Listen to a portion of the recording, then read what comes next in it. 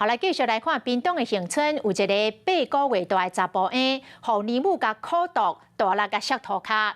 可怜的小男婴头壳有骨头位出血，医生鉴定为永久性的脑损伤。这个姓苏的姨母讲伊无苦毒囡仔。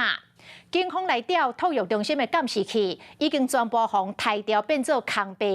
原本想讲已经找无证据了，但是警方对这个小男婴的状况是真唔甘，所以侦查队是全体总动员，甲专业的资讯商来合作，针对1700外画面，一个落去检视，总算甲画面搁甲复回了。就像这个姨母鸡喙变鸭喙，乖乖认罪。左半边的脑都是有零碎的一些淤血的水平的，所以讲甲脑梗甜、目屎、干目炎，做妈妈的心叫要喙齿，因为这8个月大的后生，敢若吸苦毒，互伊脑部含视网膜出血。他直接从脚这样拿拖起来，然后掉到地上。下动手的敢若就是查甫婴的姨母，代志就发生伫咧屏东恒春。121年12月，当时查甫婴的妈妈甲囡仔带去互一个姓苏的姨母顾，想不到才过3天就出代志。查甫婴送到病院时，嘛已经昏昏去。主治医师说，就算会来复健，就算我1到100，我做到100分，小孩也不会回到原来的样子。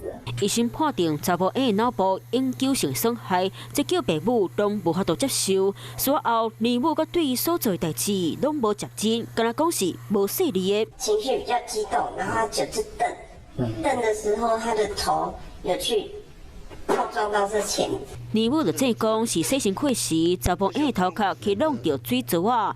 检查调监视器画面的时，发现画面全部去抬掉。警察就感觉这案情无单纯。屏东恒春分局和屏东县台超10个警察嘛开始分工调查。还原档案就花了1个多月的时间，后续同仁又花了1个星期检视画面，找上专业的资讯商，把画面找到转来，再个为1000外无完整的画面内底，随的检视，嘛总算找到关键证据。对男婴脑有加以这个抛摔、推挤以及撞击物品的这些行为。